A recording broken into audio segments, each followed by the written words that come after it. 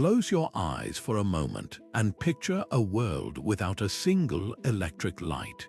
Not a street lamp, not a phone screen, not even a flickering candle. As the sun vanishes, the world is swallowed by an absolute, impenetrable blackness. This was the nightly reality for our ancestors, a time when the familiar landscape of day transformed into a realm of shadows, strange noises, and very real dangers. In that profound darkness, the human mind became the most powerful canvas, painting its deepest fears onto the blank slate of the night.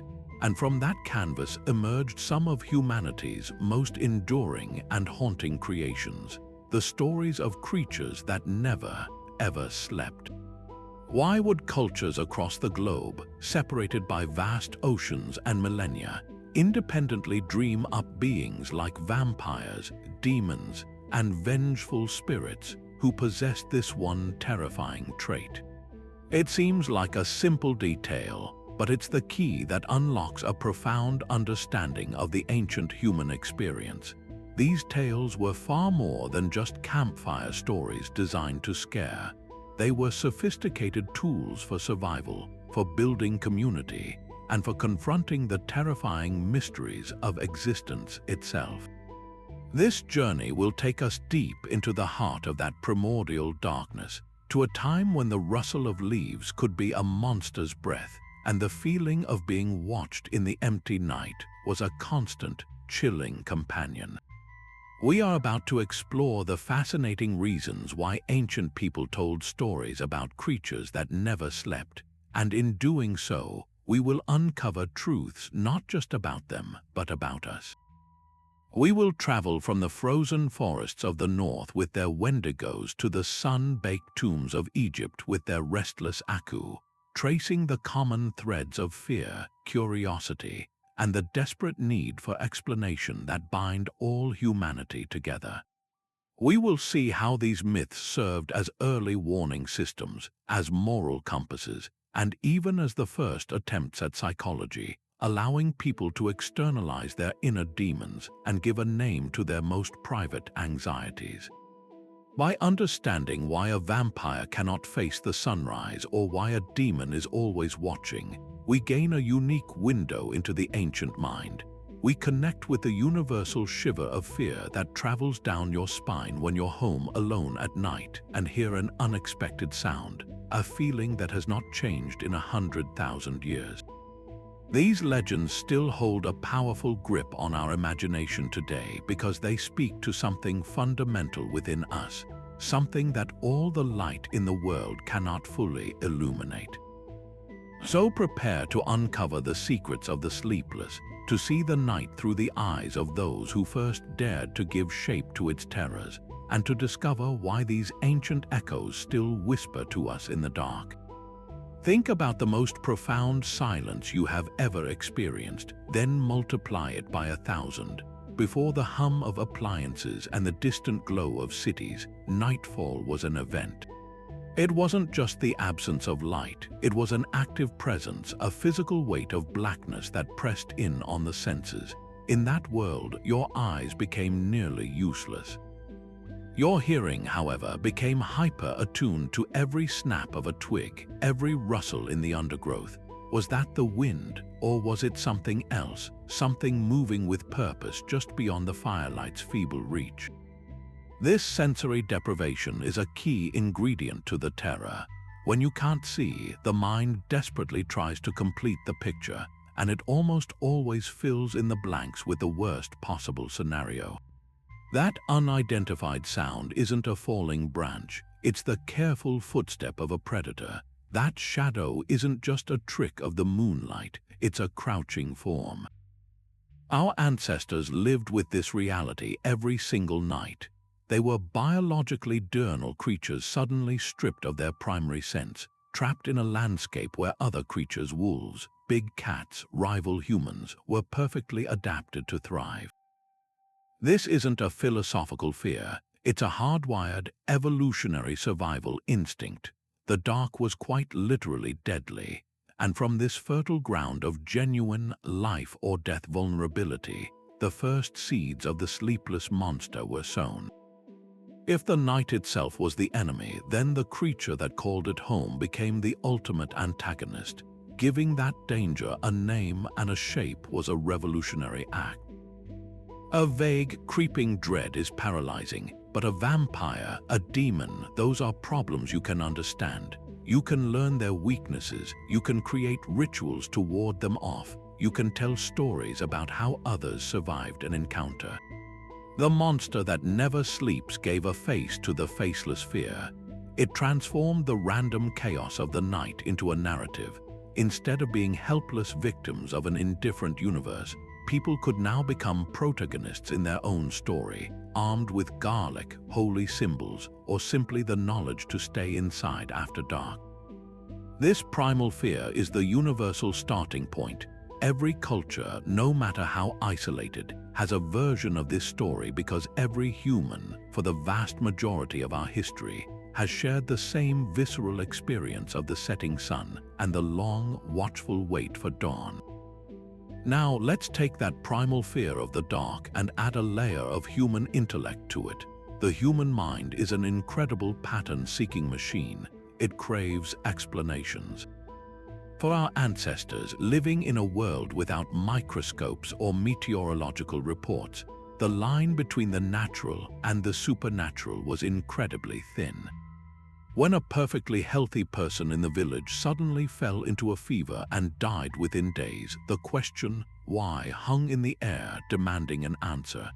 Nature was full of these terrifying ambiguities. A child goes missing near the woods, a house mysteriously burns to the ground, a series of livestock are found dead, drained of blood.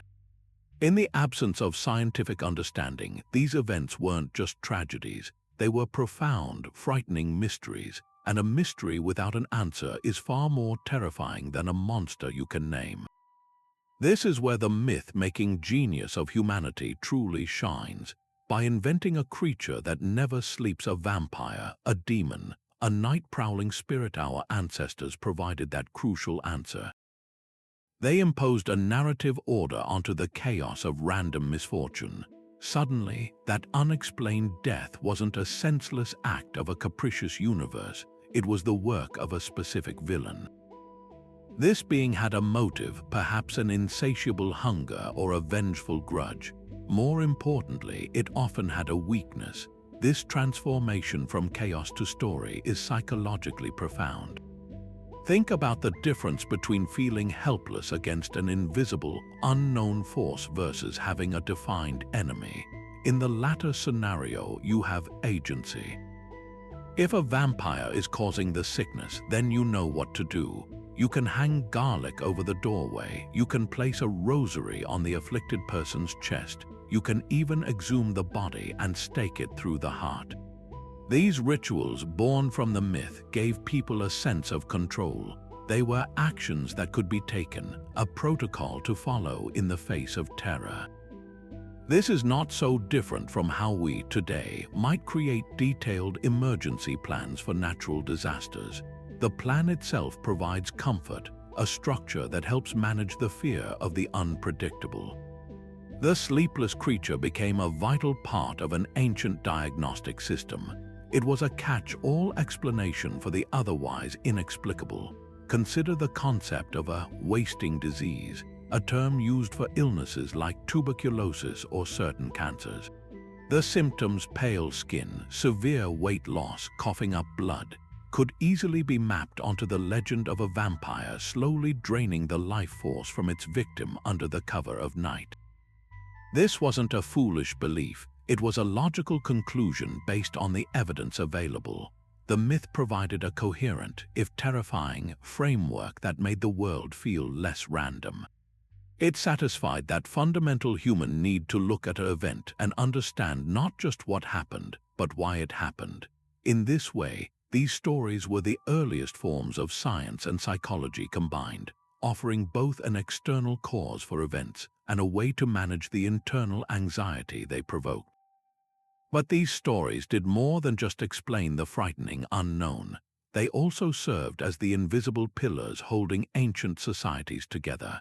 Imagine a small, tight-knit village where everyone knows each other. During the day, social pressure and the watchful eyes of your neighbors keep most people in line. But what about at night? When the cloak of darkness falls, it can also fall on a person's intentions, creating a tempting veil for mischief, theft, or betrayal. This is where the myth of the sleepless watcher becomes a powerful force for social order. A creature that never sleeps, a demon, a spirit, a vengeful ancestor becomes the perfect, omnipresent constable. It's the ultimate deterrent against breaking the rules when you think no one is looking. This being knows if you steal from the communal grain store under cover of darkness. It sees if you trespass on sacred ground or break a deeply held taboo. The story of this eternal sentinel effectively extends the social gaze of the community into the private, hidden hours, ensuring that the laws of the group are followed not just out of fear of human punishment, but out of fear of supernatural retribution. These tales were masterful cautionary narratives. They often followed a clear pattern. An individual driven by greed or selfishness would commit a secret act against the community. Perhaps they hoarded resources during a famine or betrayed a trust, and invariably their transgression would attract the attention of the sleepless entity, leading to their downfall. This wasn't just a scary story, it was a vivid lesson in cause and effect, teaching that anti-social behavior would ultimately be discovered and punished, even if the deed was done in secret. This function of mythology was crucial for survival. In a world where group cohesion could mean the difference between life and death, encouraging individuals to prioritize the community's well-being over their own immediate desires was essential. The fear of a supernatural enforcer helped to smooth over conflicts, discourage freeloading, and reinforce the shared values that bound people together.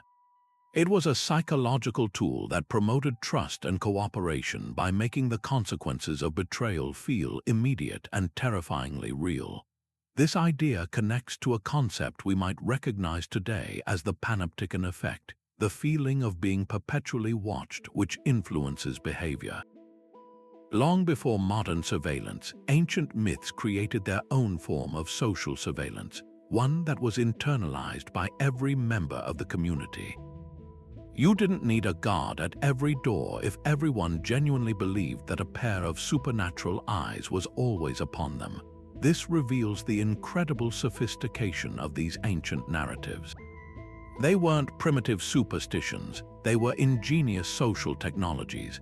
By weaving the fear of the sleepless watcher into the fabric of daily life, storytellers and elders found a way to build a more stable, predictable, and cooperative society, using the power of the imagination to enforce the rules that allowed everyone to survive and thrive. Now, let's shift our perspective from the external world to the internal landscape of the human mind. While our ancestors were busy explaining natural phenomena and enforcing social rules, they were also engaged in a profound, unconscious process of self-exploration. From a modern psychological viewpoint, these myths of sleepless creatures can be understood as a brilliant form of projection.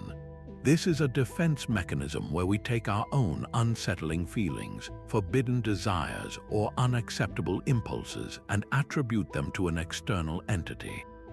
Think of it as the mind's way of taking out its own emotional trash, but instead of disposing of it, it creates a monster to carry the burden. Every society has its taboos, behaviors, and urges that are considered dangerous to the social order. Uncontrollable hunger, violent aggression, or illicit sexual desires are forces that, if left unchecked, could tear a community apart. But you can't simply wish these deep-seated human instincts away. They are a part of us. So, what did our ancestors do? They created a container for them. They fashioned mythical beings that embodied these exact qualities. The vampire, with its insatiable thirst for blood, becomes a perfect vessel for projecting the kind of all-consuming lust or greed that an individual must repress to remain a functioning member of the community. The demon that torments the virtuous might represent the projected envy or resentment that a person dare not acknowledge in themselves. By giving these dark impulses a face and a name, people could effectively distance themselves from their own shadow selves, a term coined by the psychologist Carl Jung to describe the parts of our personality we refuse to acknowledge. This externalization made the internal conflict manageable. You can't easily fight a vague feeling of shame or a hidden desire, but you can fight a monster. You can develop rituals to ward it off, you can tell stories about heroes who defeat it, and you can create clear boundaries between us, the good people who sleep at night, and it, the monstrous embodiment of our forbidden nature. This process transformed a terrifying internal struggle into an external narrative that the whole community could participate in. It was a form of collective therapy long before the concept existed. By gathering around the fire to share tales of the sleepless horror lurking in the forest, people were indirectly confronting the horrors that might lurk within their own hearts. They were safely exploring the boundaries of their own humanity, asking, what makes us human and what would make us a monster? In this light, these stories were not just about fear, they were a vital tool for psychological hygiene. They provided a safe, symbolic arena where individuals could acknowledge the darker aspects of human nature without having to claim them as their own, allowing a community to define its identity by illustrating everything it sought not to be. And so, we move from the internal landscape of the human psyche back to the very real, very tangible dangers that lurked just beyond the firelight.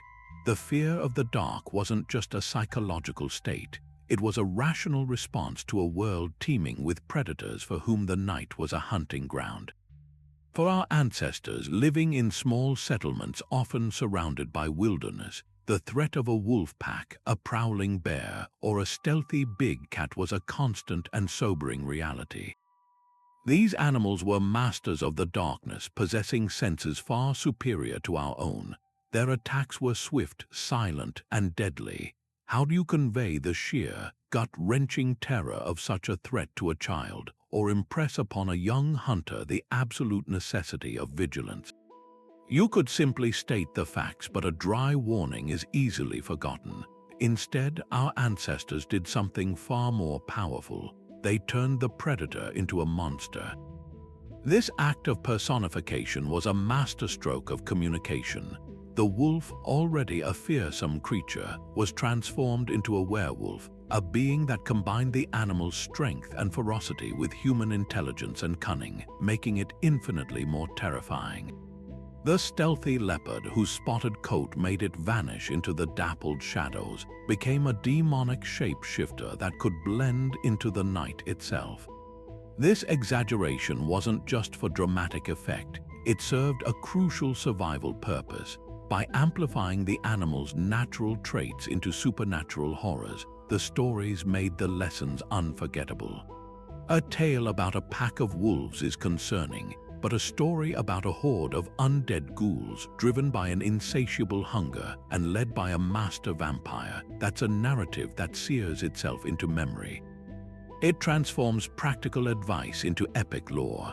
Don't wander too far from the village at night becomes, beware the forest where the old ones walk, for they hunger for the souls of the unwary. This second version carries an emotional weight that the first simply cannot match. It taps into our deepest fears, ensuring that the message is passed down through generations not as a bland instruction, but as a vital piece of cultural wisdom. This process also allowed for a kind of symbolic revenge. In the real world, a predator might kill your livestock and escape without consequence, a frustrating and helpless feeling. But in the story, the monster, the personified version of that predator, could be defeated. The hero could track it to its lair, discover its secret weakness, and vanquish it with courage and cleverness.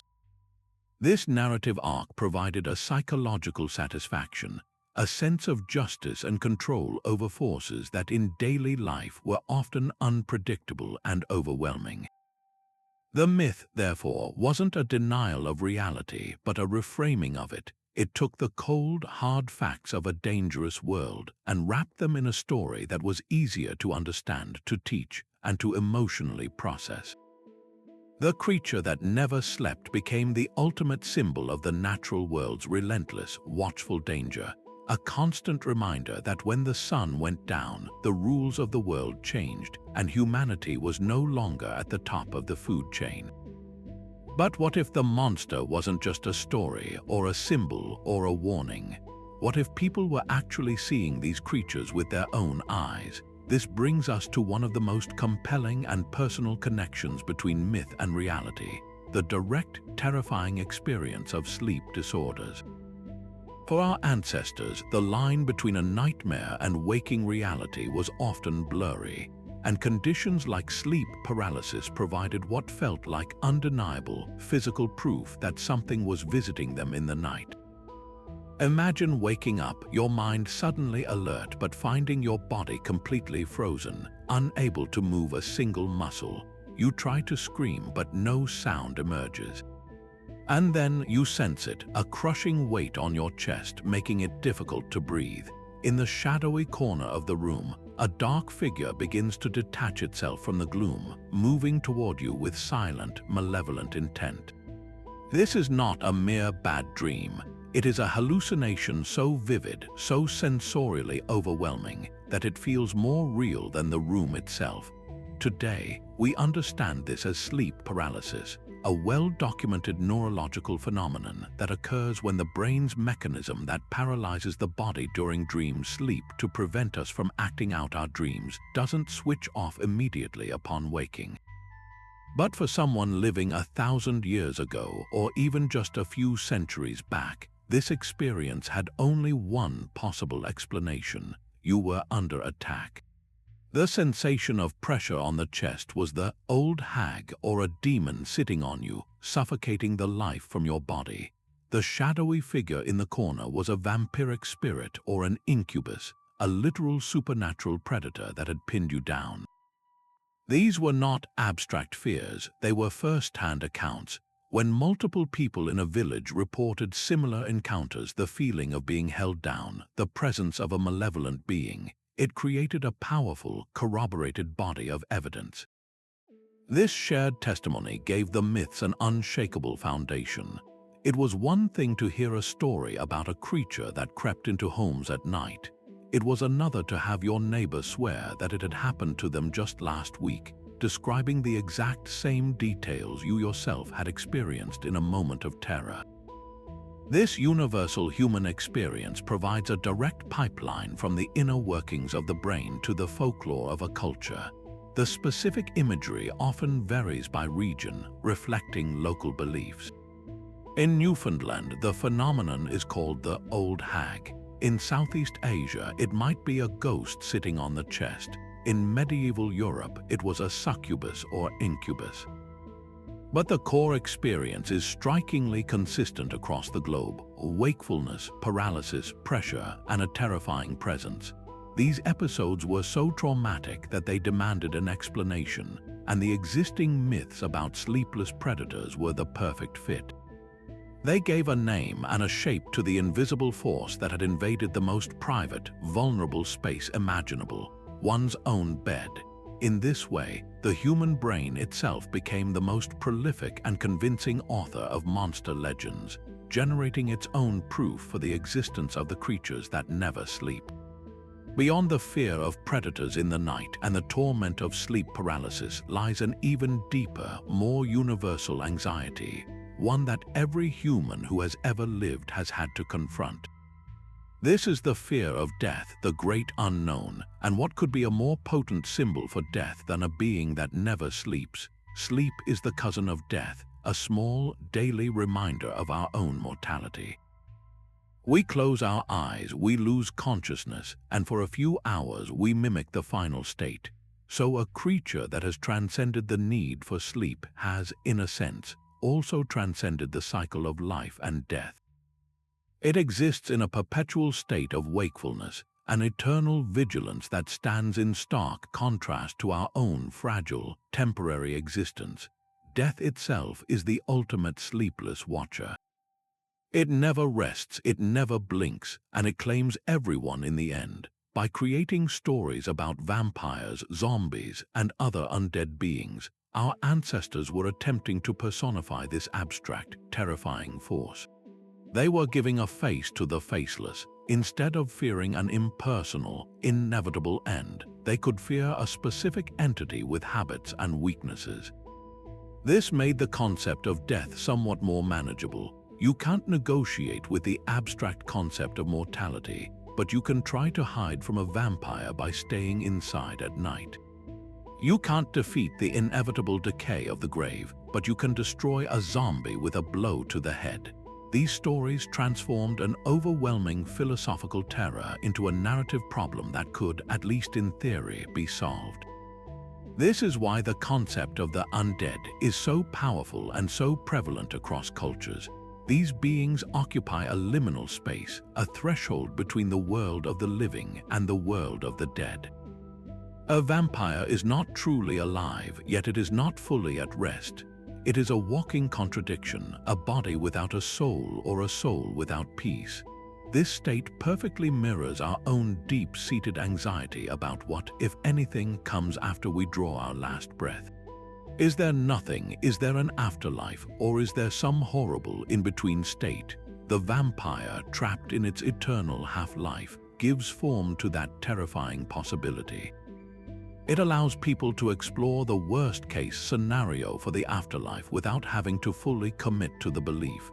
These myths became a safe space to interrogate mortality. By gathering to tell tales of the restless dead, people were indirectly asking each other the big questions. What does it mean to be alive? What happens when we die? Is there a part of us that continues? The vampire, with its cursed immortality, served as a cautionary tale about the potential horrors of life after death, suggesting that eternal existence without the natural rhythms of life and rest could be a curse worse than death itself.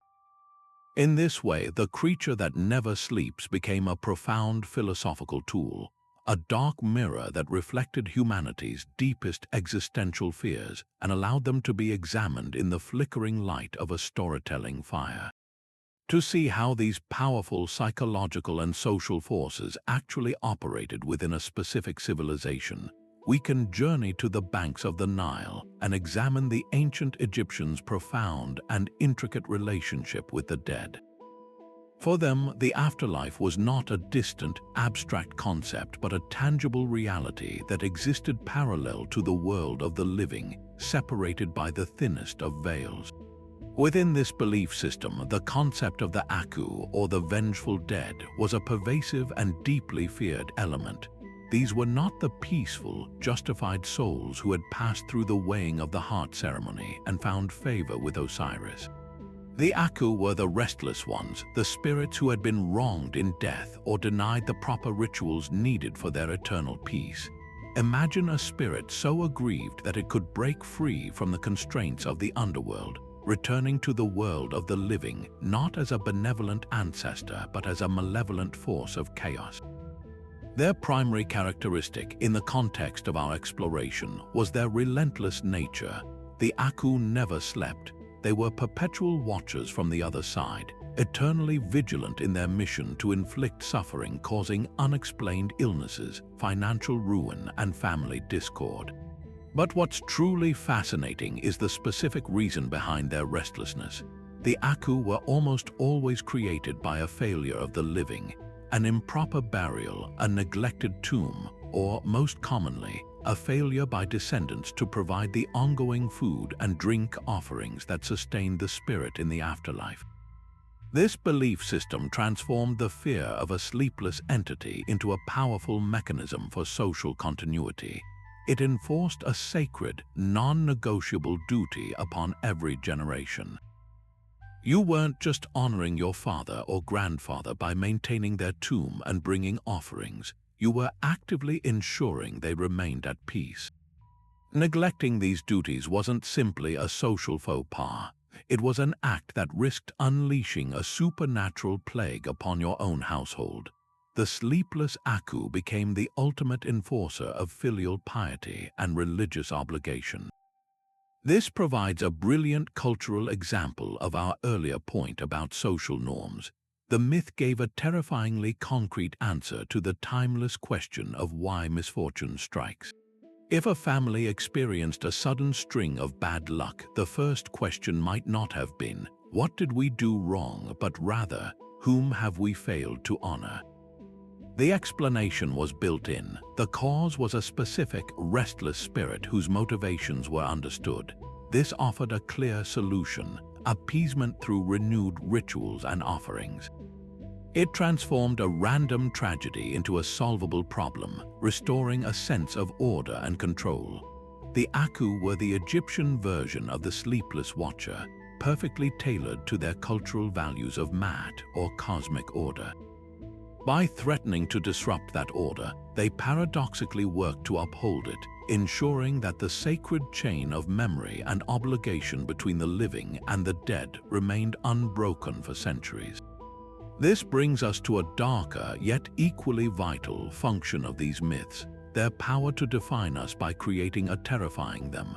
Human history is unfortunately a story of conflict.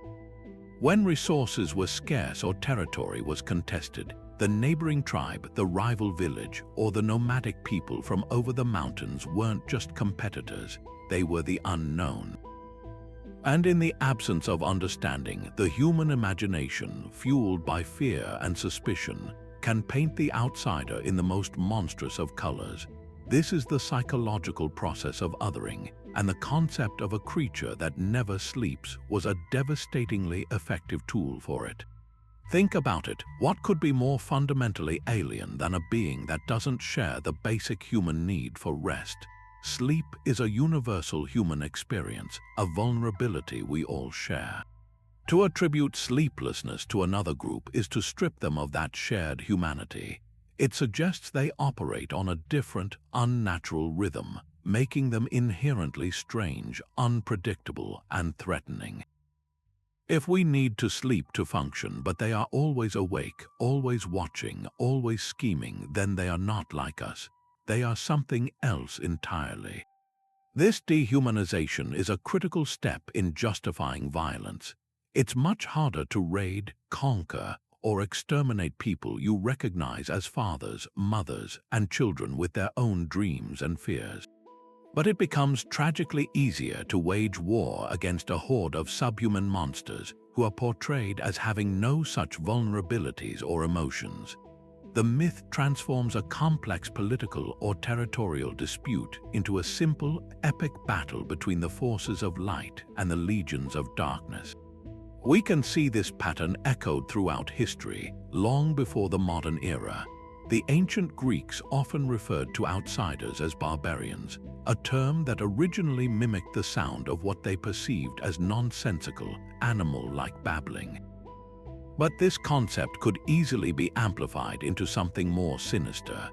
A distant culture that conducted nighttime rituals or was known for its nocturnal warfare could be mythologized into a race of vampiric creatures who shunned the sun. Their very different customs became proof of their monstrous nature.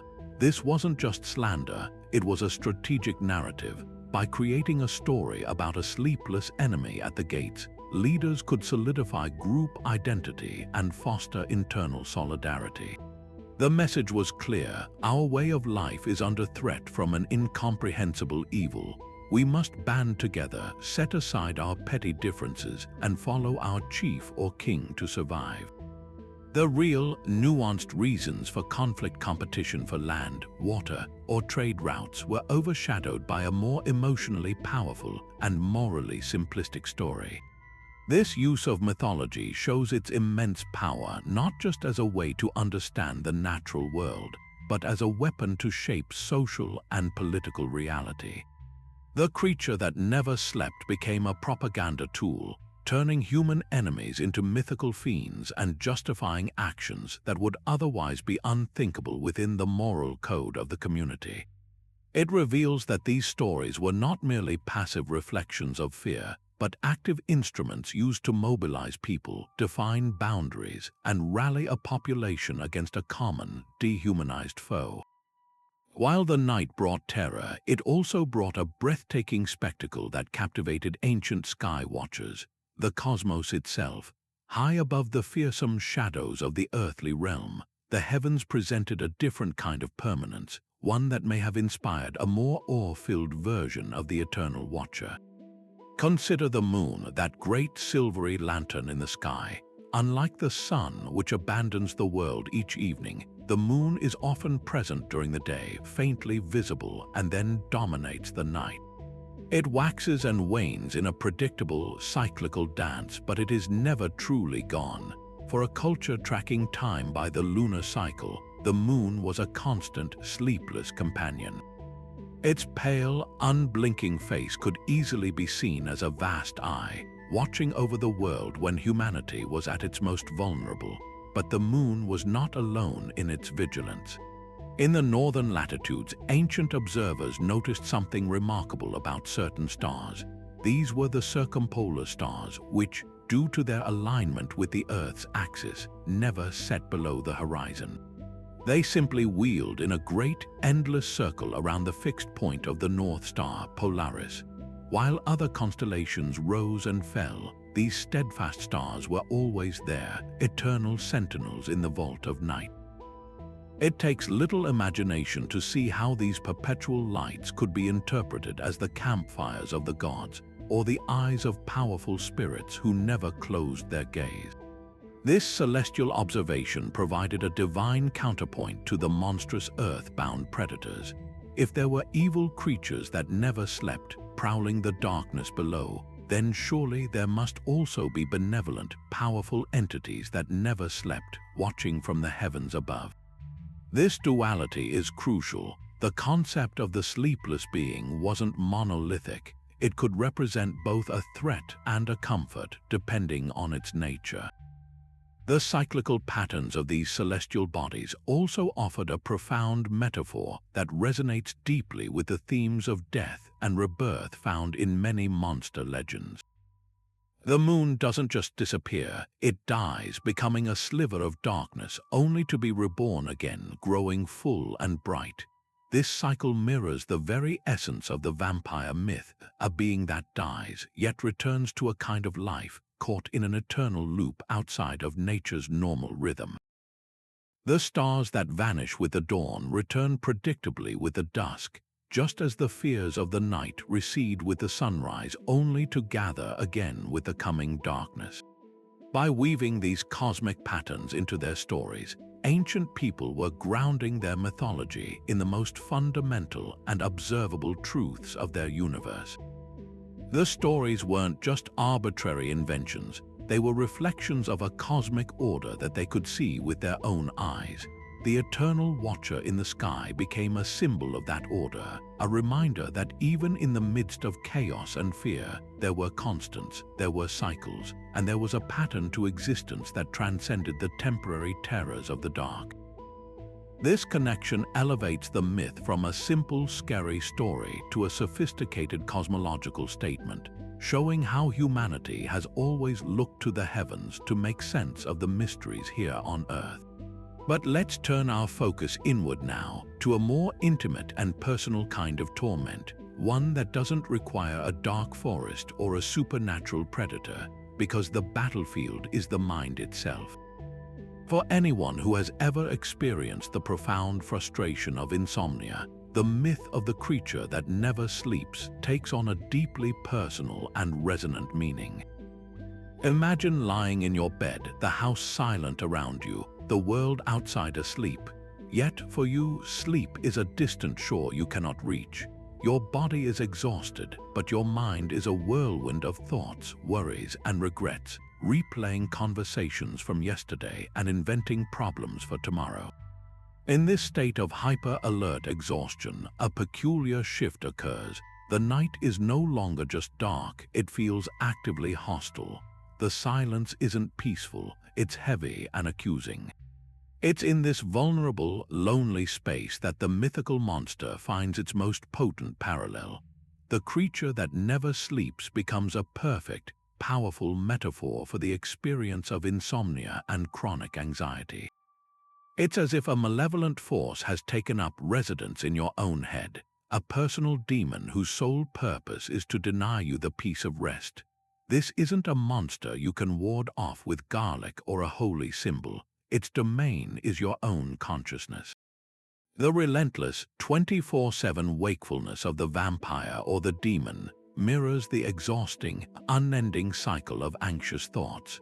Just as the mythical being is cursed to an eternity of watchfulness, the person suffering from anxiety feels trapped in a state of perpetual, futile vigilance, always on guard against threats that are often invisible and internal. Before we had clinical terms like generalized anxiety disorder or insomnia, how did people describe this agonizing feeling? It was isolating, bizarre, and deeply frightening. To say, "I feel worried," doesn't capture the physical sensation of your heart pounding at 3 in the morning for no reason. But to say, "I feel as though a night hag is sitting on my chest, stealing my breath," or "a vampiric spirit is draining my vitality night by night," that conveys the experience with visceral, emotional power. These myths provided a shared vocabulary for a private hell. By projecting their internal suffering onto an external monster, people could give shape to the formless dread. They could point to a story and say, "That what I am feeling is like that." This act of externalization was a form of psychological first aid. It transformed a confusing, internal malfunction into a narrative with a beginning, a middle, and hopefully an end. It allowed individuals to feel less alone because the story was a communal property. Everyone knew the tale of the restless spirit. If your suffering was akin to that, then others must have felt it too. This created a crucial, if implicit, support network. The myth became a vessel for collective empathy, a way for a community to acknowledge and make space for a kind of pain that was otherwise invisible. It acknowledged that the darkness wasn't just outside the window, it could also be within, and that this internal darkness was just as real and just as worthy of a story. In this way, these ancient tales were doing the work of modern therapy, offering a framework for people to articulate, normalize, and ultimately begin to manage the terrifying experience of their own minds turning against them in the silent hours of the night. Yet for all their power and prevalence in oral tradition, the specific forms these creatures take in our modern imagination, the caped count, the tormented werewolf, the brooding demon, are not purely ancient inventions. They are the product of a fascinating cultural relay race where the torch of the myth was passed from the campfire to the printing press and eventually to the silver screen. The raw, primal fears of our ancestors provided the clay, but it was later artists, writers, and filmmakers who sculpted that clay into the iconic figures we recognize today. Consider the vampire. In its folkloric origins across Eastern Europe, the vampire was often a far cry from the charismatic aristocrat we know. It was frequently depicted as a bloated, ruddy-faced peasant, a revenant more concerned with harassing its former family than with any grand, romantic schemes. It was a local terror, a neighborhood menace. Then, in the early 19th century, a group of writers gathered in a storm-lashed villa on the shores of Lake Geneva. From that gathering emerged a story by John Polidori titled The Vampire, which introduced Lord Ruthven, a suave, seductive, and aristocratic vampire who moved through high society. This was a revolutionary shift. Polidori, and later Bram Stoker with his masterpiece Dracula, took the folkloric monster and dressed it in the anxieties of their own time. The aristocratic vampire became a powerful symbol for the fear of decadent, ancient European nobility preying upon a modern, progressive society. It gave the creature a new kind of menace, one rooted not just in physical fear but in social and sexual transgression. This process of amplification and refinement is crucial. These literary works acted as a cultural filter, taking the scattered, often contradictory elements of regional folklore and synthesizing them into a cohesive and compelling narrative package. They didn't invent the vampire's aversion to sunlight or garlic, but they selected those specific traits from a wider pool of folk beliefs and made them canonical. They gave the creature a concrete weakness, a specific modus operandi, and a personality that could captivate a mass audience. This is how mythology evolves. It is not a static museum piece, but a living, breathing tradition that each generation remixes to speak to its own unique concerns.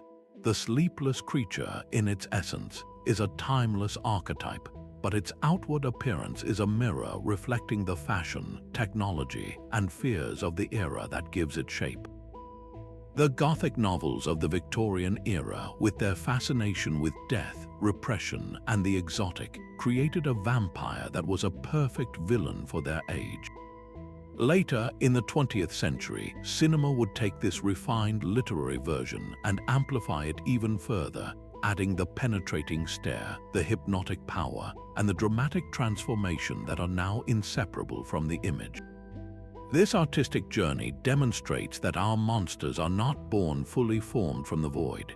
They are co-authored by centuries of storytellers, each adding a layer of paint to the canvas, ensuring that the creature that never sleeps remains forever relevant, forever adapting to haunt the brand new darknesses of every succeeding age. But the night wasn't solely a domain of monsters. For every story designed to terrify, there was another crafted to comfort, revealing a beautiful duality in the ancient imagination. Alongside the predatory vampires and demons, cultures across the world envisioned a different kind of eternal watcher, the sacred guardian. These were benevolent deities, powerful spirits, or revered ancestors who, in their divine perfection, had no need for rest. They stood as vigilant sentinels, their eyes perpetually open, ensuring the safety of their charges. This concept transformed the terrifying void of the night into a watched-over space, a realm under the protection of a powerful, wakeful presence. Imagine the profound psychological comfort this must have offered. After a day of hearing chilling tales of what might lurk in the shadows, a person could look up at the starry sky and not just feel fear, but also a sense of security. They could believe that while they slept, a divine protector was standing guard over their home, their village, and their entire world. This idea was a powerful antidote to the primal fear of the dark. It reinforced the notion of a cosmic order, a universe where good forces were just as active and potent as the evil ones, if not more so. In ancient Egypt, the god Horus, often depicted with the all-seeing eye of the Wedjat, was a celestial guardian whose vision was unimpaired by day or night. The Great Sphinx of Giza, facing the rising sun, was seen as a perpetual protector of the pharaohs and their tombs, a stone embodiment of unwavering vigilance. In Greek mythology, the goddess Hestia maintained the sacred, perpetual fire of the hearth, a symbol of community and safety that was never allowed to go out, representing a constant, wakeful heart at the center of the home. This concept of the sleepless guardian also extended to entire cities. Many cultures believed that patron deities watched over their walls, their vigilance a sign of divine favor and a source of immense civic pride. The people of Athens, for example, believed that the goddess Athena herself kept a protective eye on their city-state. This wasn't just a vague feeling, it was a core part of their identity, a spiritual contract between the people and their protector. The guardian myth served a crucial social function by fostering a powerful sense of collective security and unity. It encouraged people to believe that their community was special, chosen, and safeguarded by a higher power. This belief could bolster morale in times of crisis and strengthen the bonds between individuals, all united under the gaze of their shared, ever-watchful patron. This dual nature of the sleepless being, as both a terrifying monster and a comforting protector, reveals the incredible sophistication of these ancient mythologies. They were not one-note narratives of fear. They were complex psychological tools that addressed the full spectrum of human emotion. They acknowledged the very real dangers of the world while simultaneously offering a counterbalance of hope and safety. The same human mind that could conjure a demon to explain a sudden tragedy could also invent a guardian angel to soothe the lingering anxiety. This shows that our ancestors weren't just preoccupied with their fears. They were actively seeking ways to manage them, to find light in the darkness, and to believe that even when they were at their most vulnerable, they were not truly alone. The myth of the sacred guardian completes the picture, proving that the stories of creatures that never slept were as much about inspiring faith and courage as they were about warning of danger. Now, let's consider one of the most visceral and terrifying catalysts for these myths: the sudden, inexplicable arrival of disease. Imagine a thriving village where life follows its normal, predictable rhythm. Then, without warning, a single person falls ill. A fever takes hold, their skin grows pale and clammy, and a deep weakness consumes them. Within days, they are gone. But the horror has only just begun, because the next week, 2 more people succumb. Then a family. The illness seems to flow through the community like an invisible tide, striking down the young and the old, the strong and the weak, with no discernible pattern or reason. In the face of such a terrifying and random catastrophe, the human mind recoils from the notion of pure chance. It is psychologically unbearable to accept that something so devastating could have no cause, no motive, no villain. And so, in the absence of germ theory, the community's storytellers and elders would construct a culprit. The disease itself would be personified as a creature, a predatory, intelligent force that moved with purpose under the cover of darkness. The symptoms of the plague became the monster's calling card. The profound pallor of the victim was not just anemia, it was the result of their blood being slowly drained away. The debilitating weakness was a sign that their vital essence was being consumed. In the case of diseases like tuberculosis, the coughing up of blood provided what seemed like direct, gruesome evidence of a vampiric attack. This narrative was not a flight of fancy. It was a desperate, logical attempt to make sense of the senseless. By giving the epidemic a face and a method, people transformed an overwhelming, impersonal force of nature into a manageable, narrative enemy. This process can be seen with heartbreaking clarity during the historical outbreaks of the plague. In the 18th century, in parts of Eastern Europe, a series of mysterious deaths led to a widespread belief in vampire attacks. When an entire family would waste away one by one, it was often concluded that the first to die had returned as a vampire to prey upon their own kin. This belief, while terrifying, provided a clear course of action. It offered a ritual that restored a sense of control in a situation defined by utter helplessness. The community would perform a vampire exhumation. They would dig up the body of the suspected vampire, and if the corpse showed signs of decomposition that were misinterpreted, like a bloated abdomen from gases or blood trickling from the mouth, it was taken as confirmation of the creature's unholy existence. The ritual of staking the body or placing garlic in its mouth or even decapitating it was not mere superstition. It was a public health measure. It was a desperate surgery performed on the body politic, an attempt to cut out the perceived source of the contagion and stop its spread. In a very real sense, it worked. By destroying the corpse, they were unknowingly, sometimes preventing further transmission of a disease that could have been lingering in the remains. These rituals gave people something to do. Instead of passively waiting for death to claim them, they could take up a stake and fight back.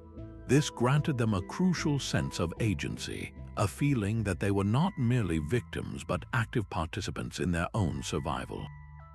The myth of the disease-bearing monster became a framework for crisis management, a way for a community to rally together, identify a target, and perform a collective action that, in their minds, had the power to save them all. It was a story born of trauma, but it was a story that provided a roadmap through the darkness, a way to fight an enemy that could not be seen, only felt in its devastating consequences. Now, let's consider the powerful social warning embedded within these tales, a warning that speaks directly to one of humanity's most fundamental survival strategies, the importance of staying together. In a world filled with very real dangers, both seen and unseen, the decision to venture out alone after dark or to live in isolation wasn't just a lifestyle choice, it was a potentially fatal gamble. The myths of sleepless creatures served as a vivid, unforgettable caution against this kind of risky independence. They consistently portrayed the lone wanderer, the hermit in the woods, or the outsider on the edge of the village as the most likely victim, the one who first attracts the monster's attention. This narrative pattern wasn't accidental. It was a deliberate and powerful lesson hammered home through story after story, reinforcing the idea that safety was a collective endeavor. To step away from the group, to deliberately place yourself outside the circle of firelight and shared vigilance, was to willingly step into the monster's domain. Think about the classic structure of these tales. The story doesn't begin with a monster attacking a crowded feast inside a fortified hall. It begins when a character, often driven by arrogance, curiosity, or a rejection of communal rules, decides to go it alone. They ignore the warnings of the elders, they scoff at the superstitions of the villagers, and they set off into the forest by themselves or barricade themselves in a remote cottage. Their solitude is their primary vulnerability. It's in that state of isolation that the creature finds them, precisely because there are no witnesses, no one to hear their cries for help, no one to come to their aid. This theme functioned as a powerful social adhesive. In an era where community cohesion wasn't just about comfort but about literal survival, discouraging individualism was a matter of life and death. A village that worked together, hunted together, and stood watch together was far more resilient than a scattered collection of individuals each looking out for themselves. The myth of the sleepless predator provided a terrifyingly effective deterrent against actions that could weaken the group. A young person tempted to leave and seek their fortune elsewhere would be reminded of the tales of those who tried and were never seen again, their fate attributed to the things that hunt alone travelers. A family considering moving to a more isolated plot of land for better farmland would weigh that benefit against the terrifying prospect of being cut off from the protection of the community after dark. This narrative enforcement of togetherness extended beyond physical proximity to social conformity. The outsider wasn't just someone who lived geographically apart. It could be someone who was socially ostracized, who behaved in ways that went against the grain. By making this person the monster's first target, the myth reinforced the importance of adhering to social norms. It taught that being part of the group meant safety, while being different meant danger. This idea connects deeply to our innate psychology. Humans are profoundly social creatures. We are wired for connection. The pain of ostracism is processed in the same regions of the brain as physical pain. The fear of being cast out, of being left to face the darkness alone, is one of our most primal anxieties. These myths tap directly into that deep-seated fear, using it to strengthen the bonds that held communities together. They transformed the abstract value of community into a tangible, life-saving necessity. The message was clear: your best defense against the terrors of the night is not a sharper spear or a taller wall, though those help, but the person standing next to you.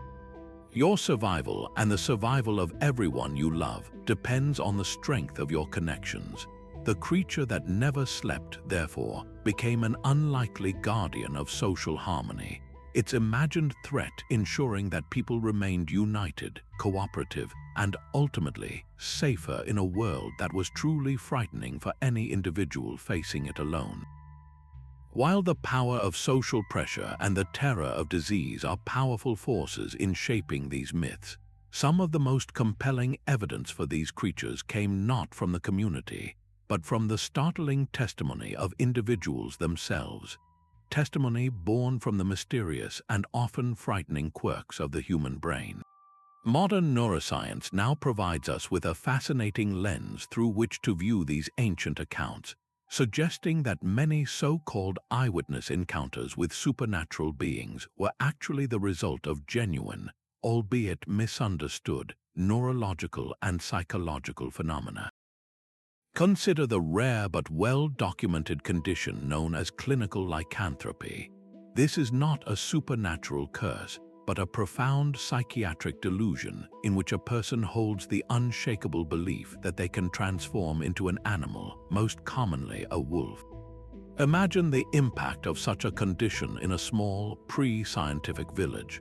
A person suffering from this delusion might genuinely believe their body is changing, reporting sensations of growing hair, their teeth elongating, and their instincts becoming feral.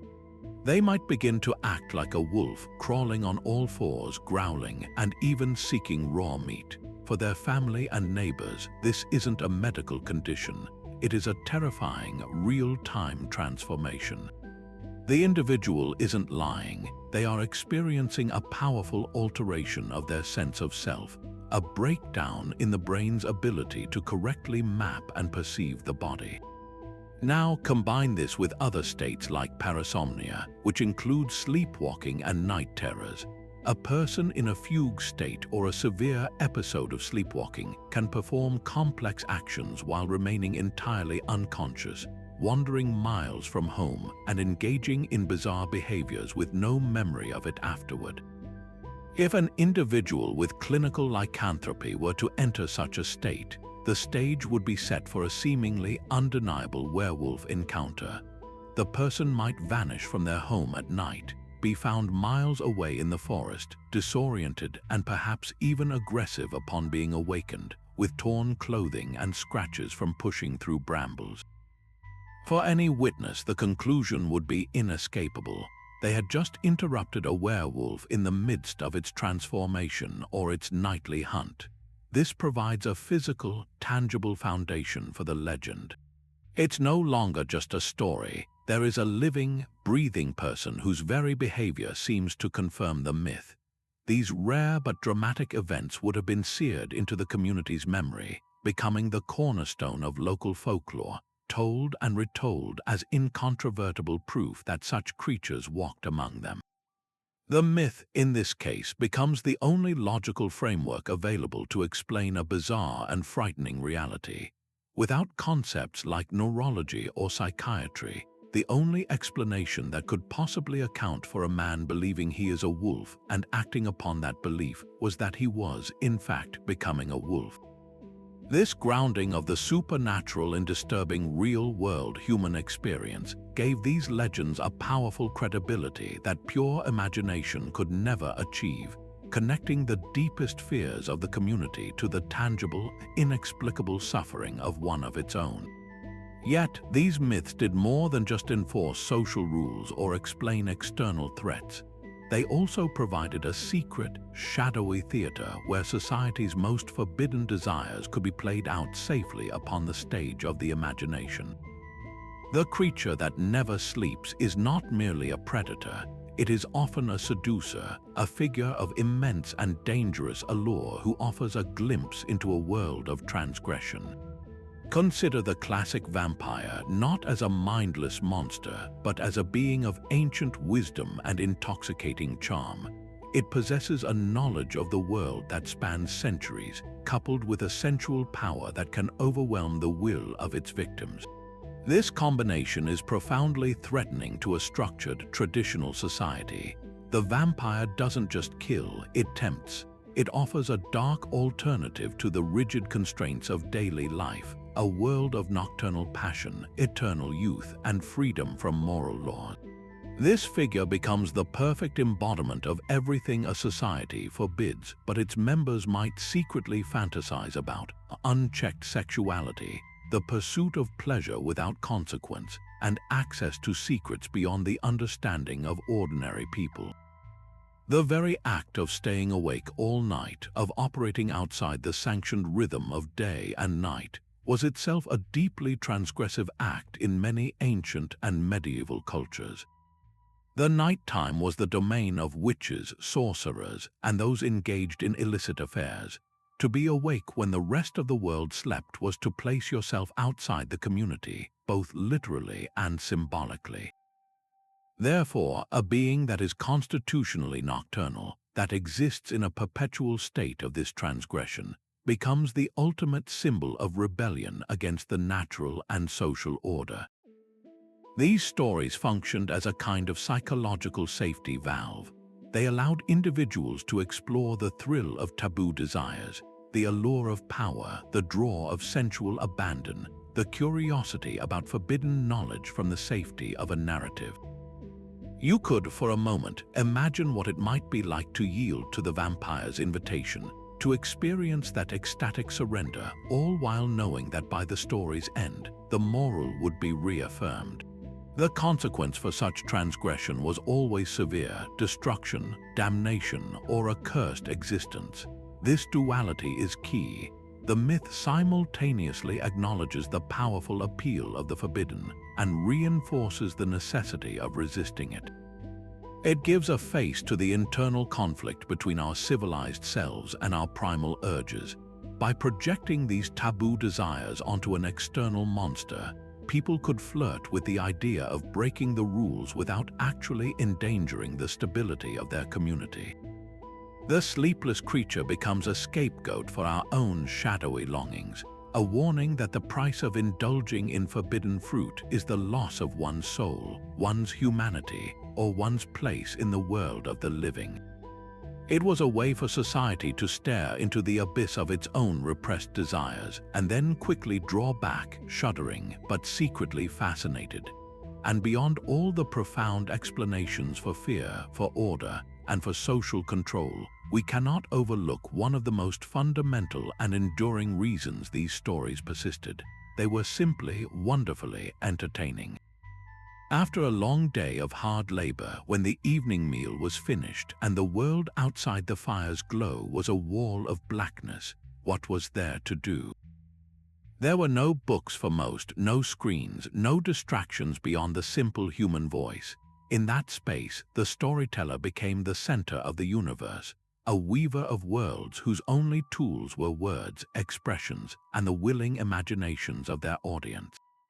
And what better subject for a gripping tale than a creature that never sleeps, an enemy that is always out there, watching, waiting? These stories were the blockbuster entertainment of their day. They were designed not just to inform, but to elicit a powerful, visceral reaction, a collective gasp, a nervous laugh, a shared shiver of dread that bonded everyone huddled around the flames. The fear they inspired was a safe fear, a thrilling simulation of danger from within the protective circle of the community. It was the ancient equivalent of going to a horror movie. You want to be scared, but you also want to know you can walk out of the theater into the safety of the lighted lobby. Around the fire, the lobby was the reassuring presence of your family and friends. This entertainment value was the engine of the myth's evolution. A storyteller wasn't a historian reciting dry facts.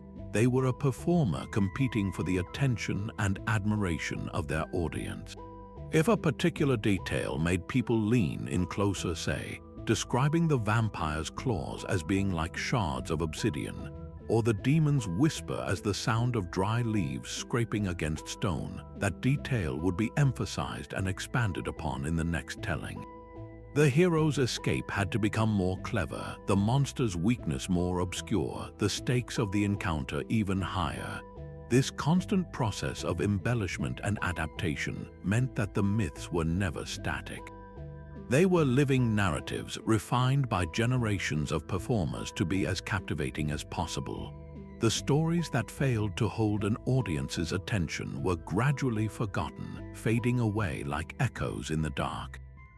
But the stories that sent chills down spines, that made children hide their faces and adults glance nervously over their shoulders, those were the ones that were passed down again and again.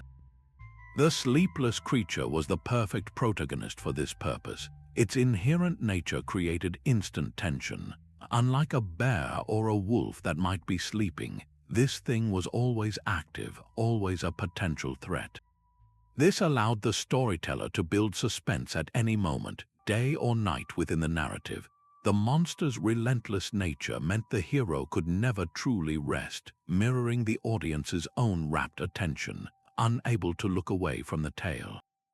In this way, the myth served as a feedback loop between the community and its folklore. The audience's reactions, their fears, their curiosity, their values directly shaped the monster, making it a perfect reflection of what that specific culture found most terrifying and, paradoxically, most fascinating. The creature that never slept was, in essence, the original horror movie villain, a timeless archetype that guaranteed a pulse-quickening, unforgettable experience, ensuring its own immortality through the sheer power of a brilliantly told story. Now, let's consider how these myths were shaped not just by the darkness of a single night, but by periods when the entire world seemed to be shrouded in an endless twilight. Imagine the profound psychological impact of an environmental catastrophe, a volcanic eruption so massive it spews ash high into the atmosphere, blotting out the sun for months, even years.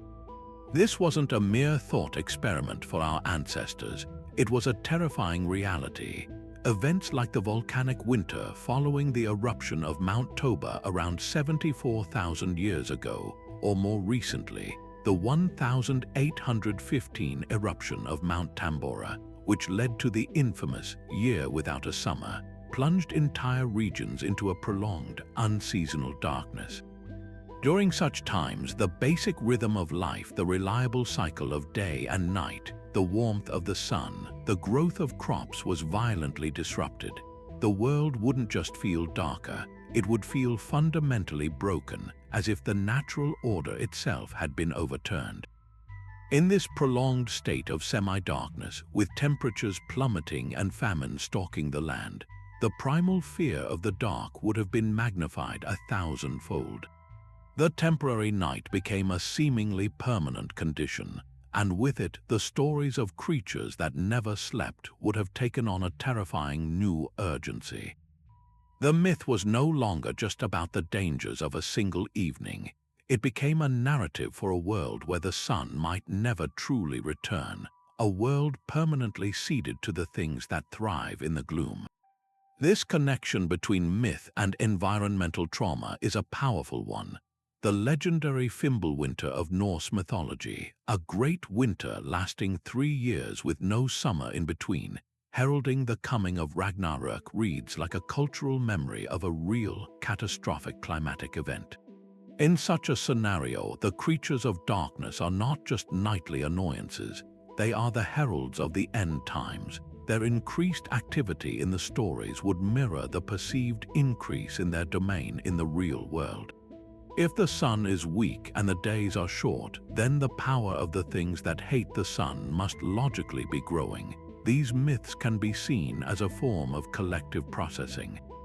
A volcanic winter or a generations-long drought is an event so immense and so terrifying that it defies simple explanation. By weaving the event into their mythology, our ancestors were able to give the catastrophe a story, a cause, and a potential resolution. The endless night wasn't just a random geological event. It was the work of a great, dark spirit or a sign that the balance between the gods of light and darkness had been upset. This narrative framework provided a way to cope with the trauma.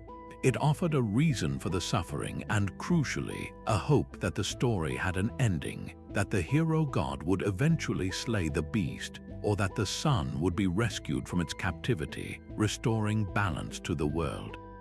In this way, the myth becomes a vessel for cultural resilience.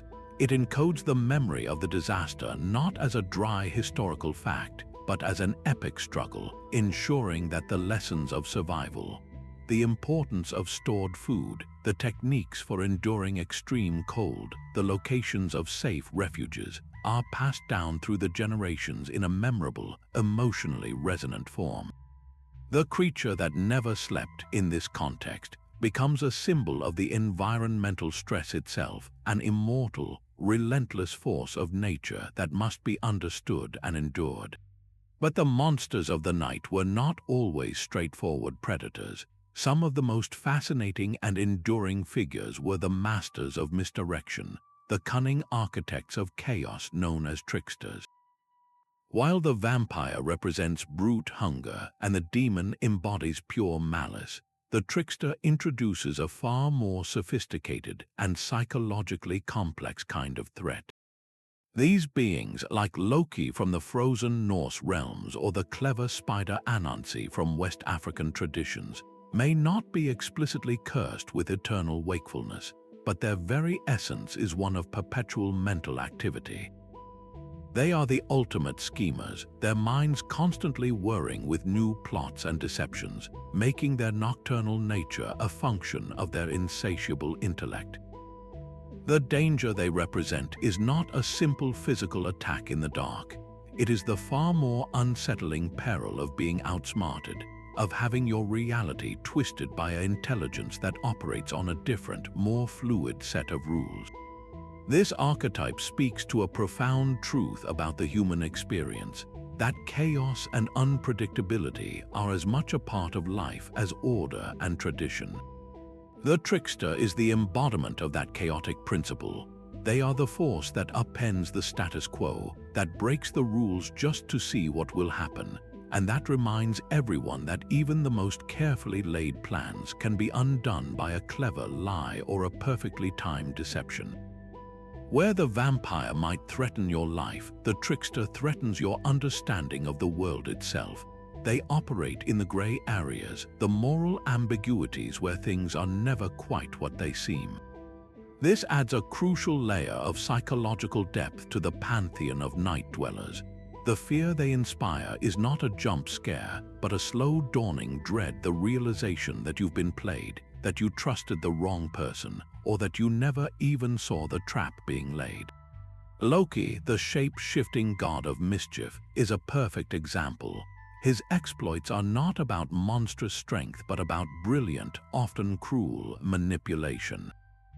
He doesn't just cause trouble, he engineers situations where the gods are forced into impossible choices, revealing their flaws and hypocrisies.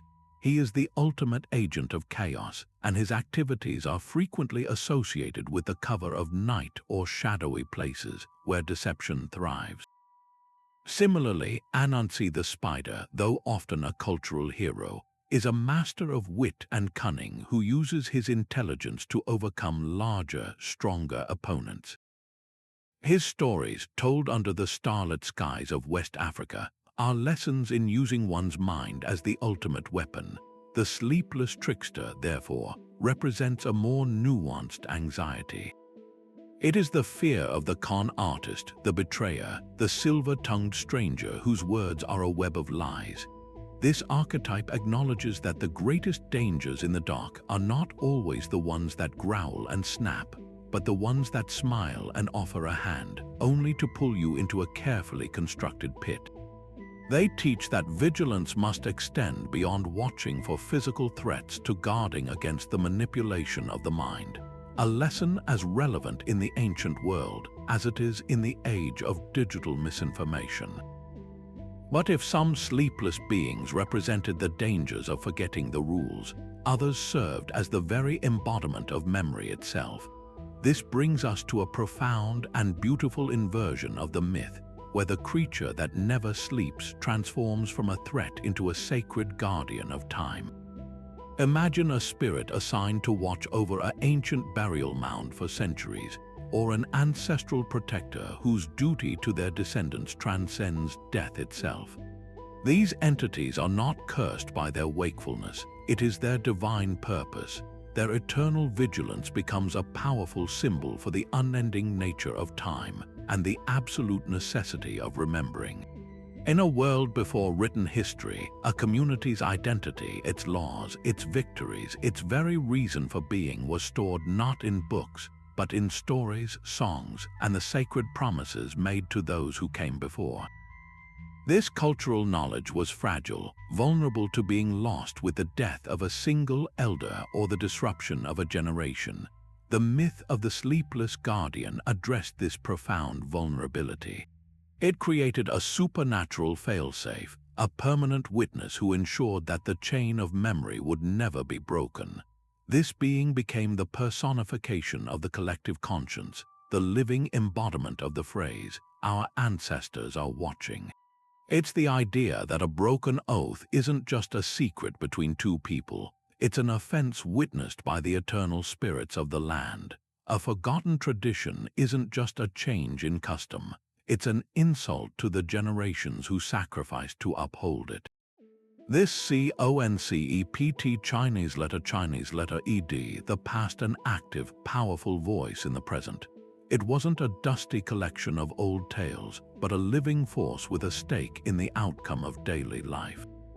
Think of the great stone heads on Easter Island, the Moai, staring inland with unwavering, stone-eyed focus. While not mythical creatures in the traditional sense, they function in a similar way. They are the petrified, watchful faces of deified ancestors, their silent, perpetual gaze a constant reminder to the living community of their lineage and their responsibilities. They are the unblinking eyes of history, ensuring that the work of the past is not undone by the negligence of the present. In this sense, the sleepless guardian is the ultimate teacher of accountability. It reinforces the idea that our actions are not isolated events. They are links in a chain that stretches far behind us and, hopefully, far ahead of us. Knowing that you are being judged by the cumulative weight of your entire history is a powerful motivator for ethical behavior, for courage, and for sacrifice. It encourages individuals to act in ways that would make their ancestors proud, because, according to the myth, their ancestors are quite literally always present, always observing. This transforms the creature from a monster of the night into a monument to daylight values, duty, honor, and continuity. It represents a culture's deepest desire not just to survive, but to endure with its identity intact. The guardian that never sleeps is a promise made to the future, a declaration that what we hold dear will be protected, remembered, and passed on, forever under the watchful eye of time itself. What's truly breathtaking is that you can travel to the farthest corners of the earth, to cultures that developed for millennia in complete isolation from one another, and you will find the same monster waiting in the dark. This isn't a case of stories being passed along trade routes like a game of telephone. This is the phenomenon of independent invention, where the same terrifying idea emerges again and again because it answers a need so fundamental to the human condition. When we place these myths side by side, the parallels are not just interesting, they are profound, revealing a shared blueprint for fear etched into the very foundation of our psyche. Consider the Wendigo of the Algonquian peoples of North America.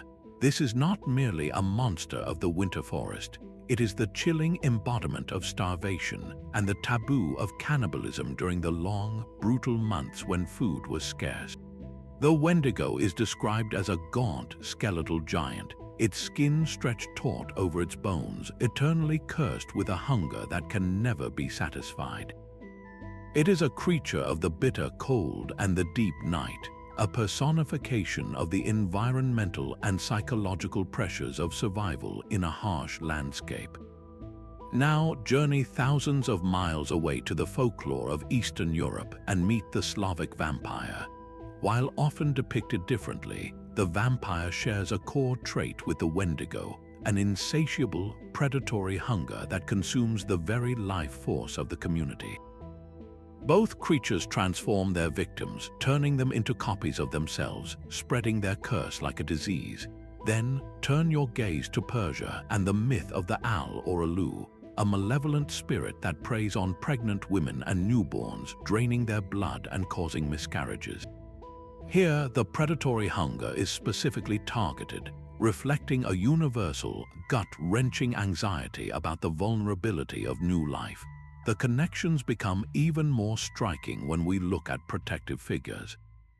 In the Balkans, people would hang garlic and place hawthorn branches around their homes to ward off vampires. In Persia, protective amulets and iron objects were used to keep the owl at bay. An ocean apart, the Algonquian people knew that the Wendigo could be deterred by certain rituals and the strength of a shaman. This independent development of not just the monster, but also a specific set of defenses, points to something deeper than coincidence. It suggests that these myths are solving the same problem in similar ways. The problem is the unexplained tragedy, the wasting illness, the sudden infant death, the mysterious disappearance, and the solution is to create a narrative villain that can be identified and, crucially, resisted through culturally specific actions. This comparative lens allows us to see the myth not as a local superstition, but as a universal human technology for managing fear. The Greek Lamia offers another powerful example. A queen transformed into a child-devouring demon, Lamia is a classic embodiment of the night hag motif found across the globe. Her story taps into the primal fear every parent has felt, the terror of something harming their child while they sleep. This specific anxiety is so potent that it generated near-identical figures everywhere.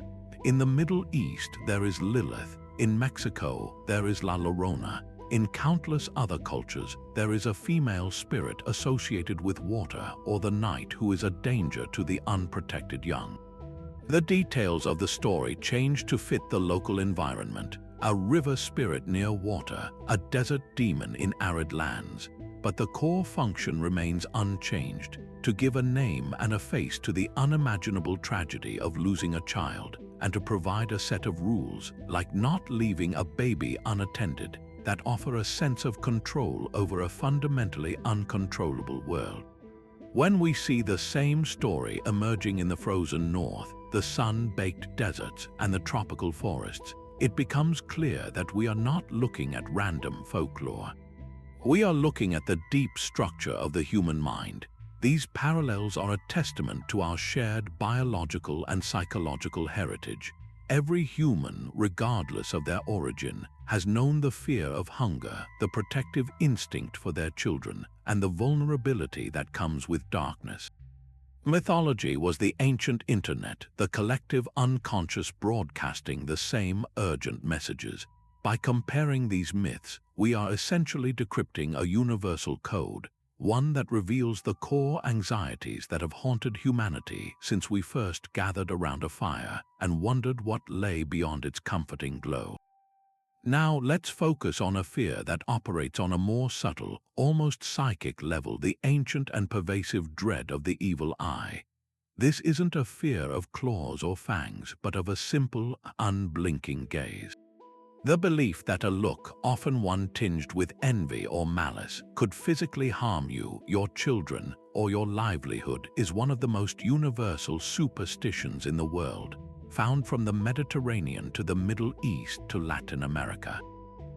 And when we connect this belief to our theme, a chilling synergy emerges. A creature that never sleeps is by its very nature the ultimate master of the evil eye. Its gaze is perpetual, its attention unceasing. There are no moments of respite when its eyes are closed. Its malevolent focus is a constant, invisible pressure. This transforms the simple fear of being seen into a profound terror of being perpetually monitored, judged, and potentially cursed from the shadows. This taps into a deep-seated human discomfort with being watched, a feeling of vulnerability that is almost primal. Think about the unease you might feel if you discovered a hidden camera in your home. It's not the device itself that frightens you, but the knowledge that an unseen observer has been privy to your most private moments. The myth of the sleepless watcher weaponizes this feeling, giving it a face and a purpose. It's no longer a vague paranoia. It's a specific entity whose entire existence is dedicated to observing you with hostile intent.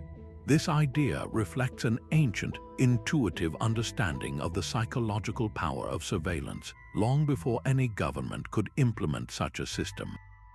The knowledge that you are always being watched forces a change in behavior.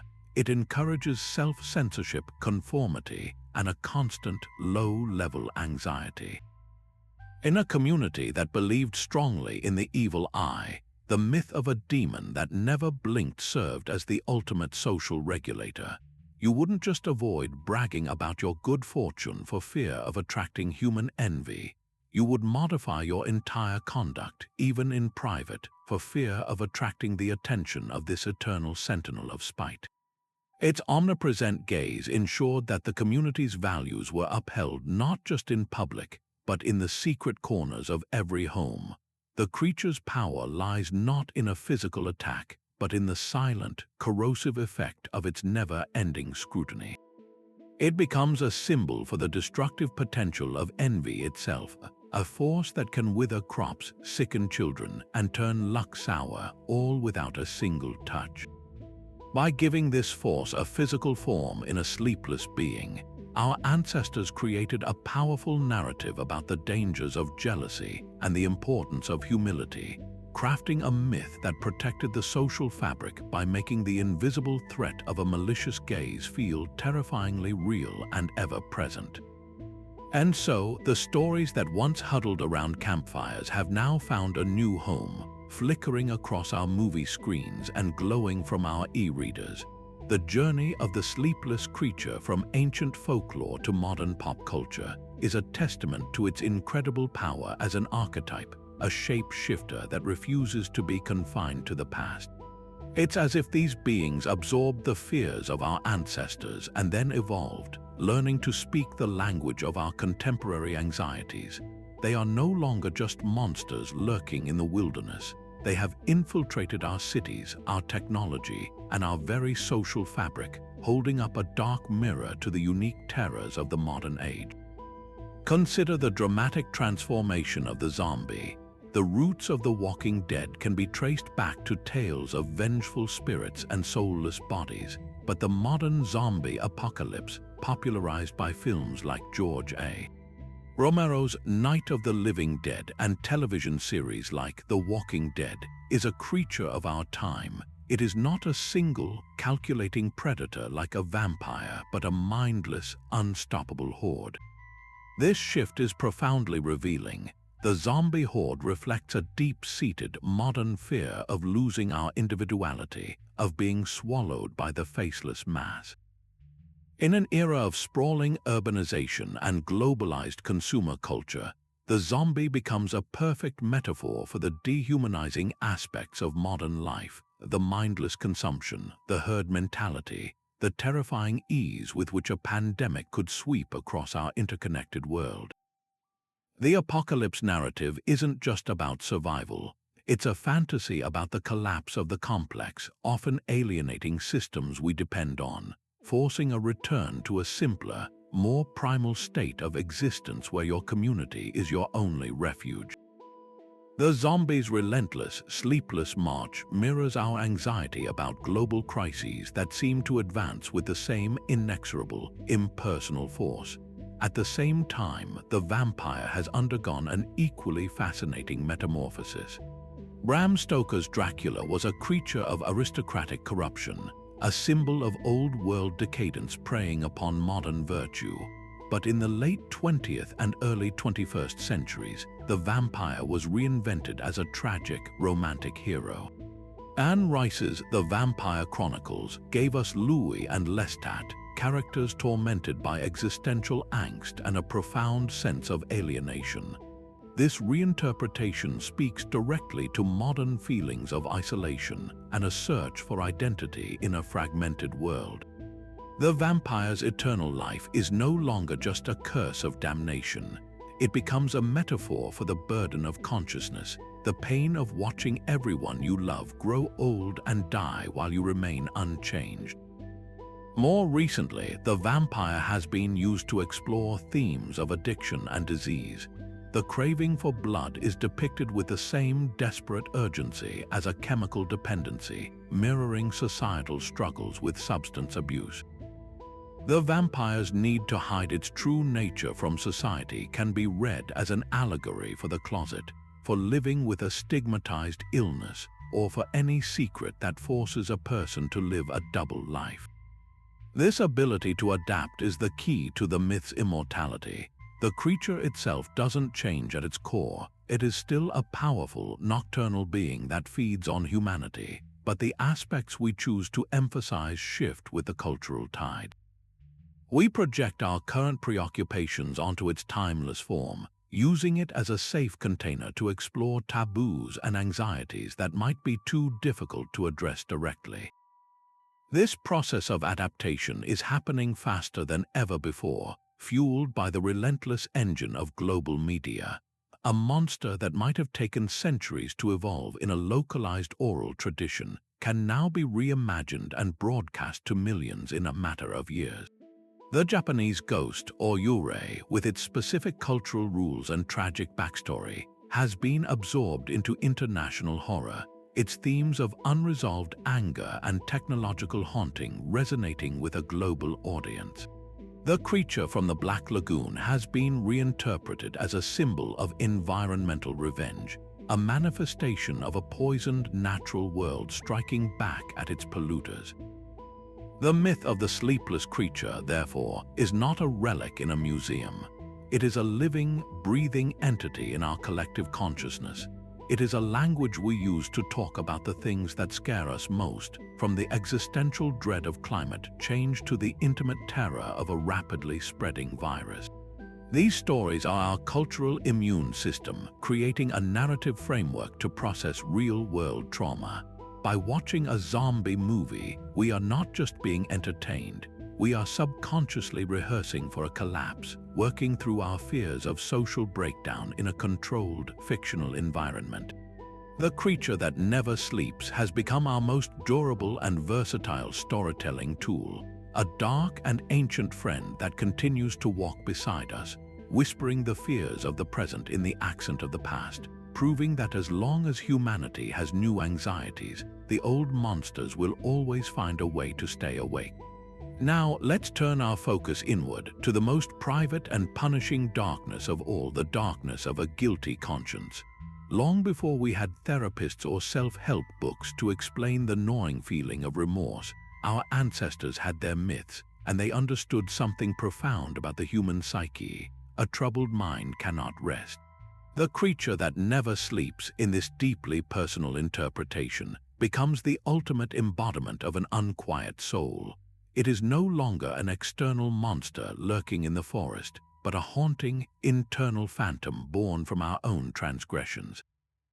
Think about the classic structure of so many of these tales. The monster doesn't attack randomly. It is drawn to the individual who has broken a sacred trust, committed a murder, or betrayed an oath. The creature's relentless pursuit is a perfect mirror for the way guilt stalks a person's thoughts, its shadow falling over every moment of their life, denying them the simple peace of a quiet mind. The vampire that can only enter a home if invited becomes a symbol of a sin you willingly allowed into your life. The ghost that haunts the place of its murder is the memory of a terrible deed that refuses to be buried. This is the myth operating as a form of primitive psychology, giving a tangible shape to the abstract, corrosive experience of guilt. The monster's eternal wakefulness is a direct reflection of the insomnia that plagues a guilty person. Lying awake in the dead of night, your own mind becomes the torturer, replaying the transgression over and over, each time amplifying the shame and anxiety. In that state, the feeling of being watched isn't a superstition, it's a psychological reality. You are being watched by the most unforgiving judge of all, your own conscience. The external monster is simply a projection of that internal prosecutor. This interpretation adds a profound layer of moral complexity to these stories. They are not just about avoiding physical danger, they are cautionary tales about the spiritual and psychological consequences of immoral actions. The real horror is not the monster's fangs, but the psychological prison it represents, a prison built from the bricks of your own regrets. The creature's knowledge of your sin makes it an inescapable part of your reality, just as you can never truly escape the knowledge of what you have done. This transforms the myth into a powerful tool for teaching empathy and ethical behavior. The message is clear: the most terrifying punishment for a wrong may not come from society or the gods, but from within your own mind. Your conscience will become a sleepless demon, a perpetual reminder that you have violated your own moral code. This idea connects these ancient stories to timeless literary themes, like the self-destructive guilt of Shakespeare's Macbeth, who is haunted by the ghost of the man he murdered. Lady Macbeth's famous sleepwalking scene, where she tries to wash invisible blood from her hands, is a perfect illustration of this principle, the internal monster manifesting as a form of waking nightmare. The myth, therefore, serves as a kind of moral safety valve. By externalizing the torment of guilt into a story about a vengeful spirit, it allows people to confront the potentially devastating consequences of their actions in a safe, symbolic space. It teaches that true peace, the ability to sleep soundly through the night, is the reward of a clear conscience. The creature that never sleeps stands as a timeless warning that our actions have weight, and that the heaviest burden we will ever carry is the one we create for ourselves. And so, as we reach the end of our journey through the long night of human imagination, a profound truth comes into focus. These stories were never just about the monsters. They were about us, from the primal terror of a predator's eyes in the darkness to the sophisticated metaphor for a guilty conscience. The creature that never sleeps has been one of humanity's most versatile and enduring creations. It was a multi-purpose tool in the ancient psychological toolkit, serving as an explanation for the inexplicable, a policeman for the community, a container for our darkest impulses, and a companion for our most isolating anxieties. They were not the product of simple minds, but rather the ingenious inventions of complex societies struggling to impose narrative order on a chaotic and often terrifying world. The vampire, the demon, the Wendigo, these were the first hypotheses, the original theories devised to answer life's most pressing and frightening questions. Why do we get sick? Why do we die? Why do we sometimes feel monstrous urges? By giving a name and a shape to these mysteries, our ancestors gained a crucial sense of agency. A problem you can name is a problem you can confront, even if that confrontation involves a clove of garlic or a stake of hawthorn wood. This legacy is alive and well, whispering to us from the pages of our novels and the glow of our cinema screens. The zombie apocalypse genre lets us safely rehearse societal collapse. The modern, romantic vampire allows us to explore themes of alienation and eternal longing.